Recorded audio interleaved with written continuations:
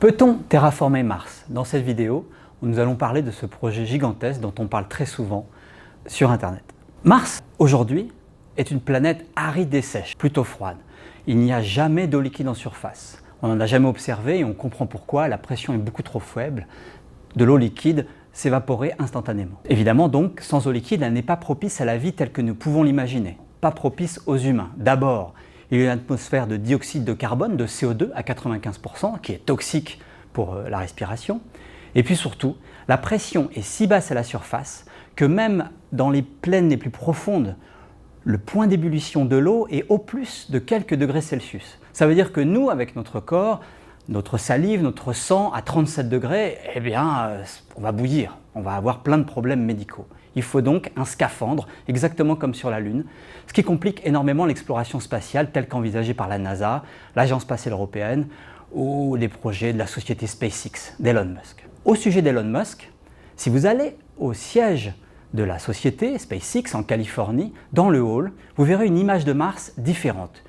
Une planète avec des océans, de la végétation, une épaisse atmosphère, une planète Mars rendue habitable. C'est une planète Mars que l'on a terraformée. On aurait, on imagine, changé complètement l'environnement pour la rendre propice à la vie, voire aux êtres humains. On retrouve cette idée dans de nombreux livres, comme la trilogie de Kim Stanley Robinson, de science-fiction, Mars la rouge, Mars la bleue, Mars la verte. Des films, comme Total Recall avec Arnold Schwarzenegger, des jeux vidéo et même des jeux de société. Alors d'où vient cette idée et est-ce seulement de la science-fiction? Alors le mot terraformation vient du milieu du XXe siècle. On peut trouver quelques articles d'anticipation qui sont la limite entre la science et la science-fiction.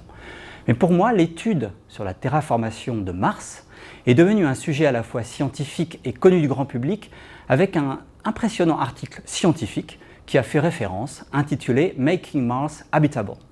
Il a été publié dans le très sérieux journal scientifique Nature en août 1991. Il a même fait la couverture. Il est écrit par 3 jeunes et brillants chercheurs du centre Ames de la NASA en Californie, où j'ai d'ailleurs eu la chance de travailler à cette époque. C'est Chris McKay, Brian Toon et Jim Casting.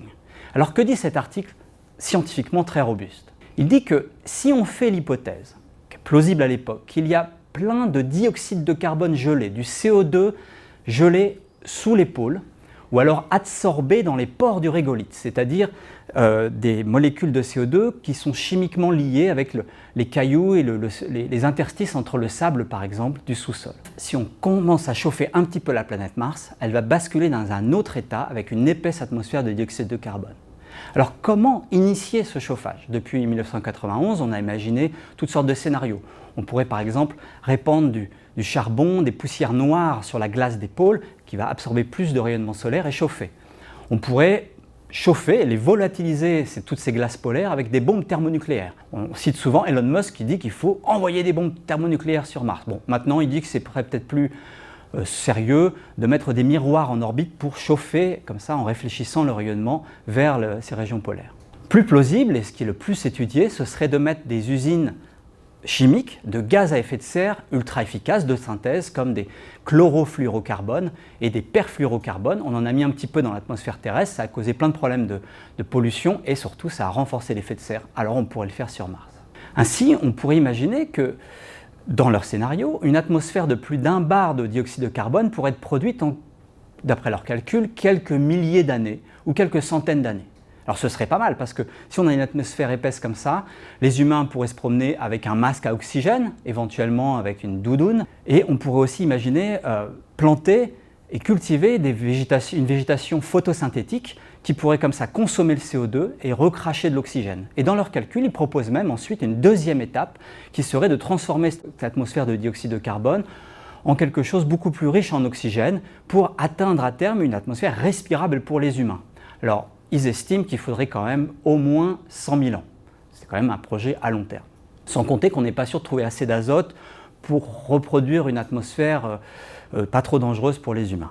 Cette théorie scientifique, elle a été émise en 1991 et depuis on a beaucoup appris sur la planète Mars.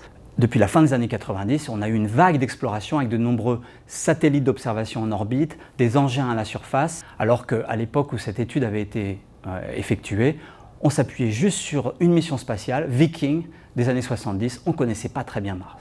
Alors qu'est-ce qu'on a appris depuis la fin des années 90? Eh bien, en fait, il n'y a presque pas de glace carbonique au pôle. presque pas, quelques millibars si on sublime tout. Il n'y a presque pas non plus de CO2 disponible dans les pores du sous-sol ou dans les interstices entre les grains de sable. La raison, c'est qu'en fait, il y a beaucoup d'eau à la place. Il y a très peu de CO2 adsorbé. Bref, on pourra toujours chauffer, on ne pourra vraiment pas libérer beaucoup de dioxyde de carbone. Il resterait une possibilité pour trouver du CO2 sur place, ce serait de récupérer des roches calcaires. Alors, peut-on trouver des roches calcaires sur Mars? On l'a longtemps pensé. Ce n'est pas idiot en effet parce qu'il y a 3 ou 4 milliards d'années, on sait qu'il y avait des lacs, des rivières, voire des mers d'eau liquide. Et sur Terre, quand on a de l'eau liquide avec une atmosphère de CO2, comme on pense qu'il y avait à cette époque, le CO2 se dissout dans l'eau et normalement, cette dissolution crée au bout d'un moment, quand on sature beaucoup en CO2, des roches carbonates, des calcaires. Cependant, lorsqu'on a envoyé des sondes spatiales, comme par exemple la sonde Mars Express avec son spectro-imageur minéralogiste Omega, on a conçu d'ailleurs pour rechercher ces carbonates, on n'en a presque pas trouvé. Depuis, on a vraiment tout cartographié. On en a juste trouvé un petit peu dans certaines régions, quelques affleurements de roches calcaires. Je pourrais citer une région appelée Nili-Fossé, qui est tout à côté du cratère G0 qu'explore actuellement Persévérance. Dans G0, il y a aussi quelques affleurements de roches calcaires et c'est un peu pour ça aussi qu'on l'a choisi. Donc si vous entendez parler que le rover Persévérance explore des strates riches en calcaire, ne soyez pas surpris, ça ne veut pas dire qu'il n'y en a pas tout sur Mars. G0 est très particulier de ce point de vue.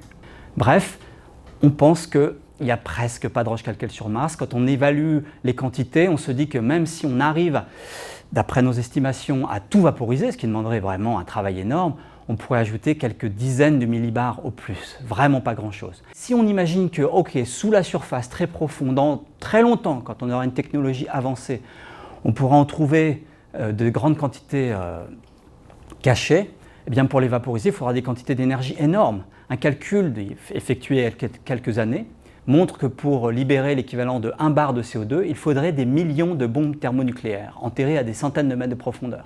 Quelque chose de quand même pas facile. Bref, il n'y a pas de CO2, pas d'atmosphère disponible pour créer et changer l'environnement sur Mars comme on souhaiterait. Alors une possibilité, ce serait d'importer ce gaz puisqu'il n'est pas sur la planète. Mais là encore, si vous faites le calcul, juste en masse, l'équivalent de la quantité de gaz qu'il faudrait pour faire une atmosphère épaisse sur Mars correspond à l'équivalent d'1 million de comètes qu'il faudrait détourner, et encore, elle ne fournirait pas du tout le gaz comme on souhaiterait. C'est quelque chose qui est un peu inimaginable, c'est vraiment très compliqué. On est très loin des scénarios envisagés dans les années 90. Avant de conclure, on peut aussi soulever le problème éthique environnemental très particulier. De quel droit pouvons-nous comme ça transformer un environnement, un monde naturel pour l'adapter à nous? Alors évidemment, avant même de le terraformer, là-dessus tout le monde est d'accord, il faudrait d'abord vérifier qu'il n'y a pas une vie martienne.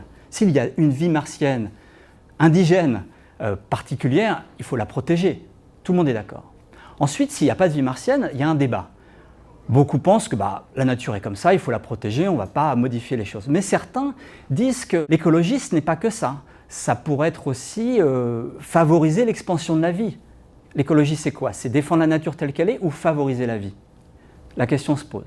Certains peuvent même soutenir que étendre la civilisation humaine à d'autres planètes pour la rendre résistante à des catastrophes planétaires est justifiable et nécessaire du point de vue éthique. C'est ce que soutient le fameux Elon Musk. Bref, chacun a sa conclusion.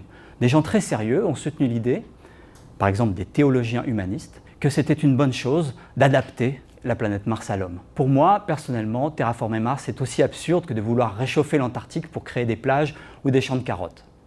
Et de toute façon, je répète ma conclusion, contrairement à ce que l'on pensait dans les années 1990 et ce que l'on peut trouver un peu partout sur le web, terraformer Mars est quelque chose d'impossible à imaginer avec n'importe quelle technologie envisageable aujourd'hui.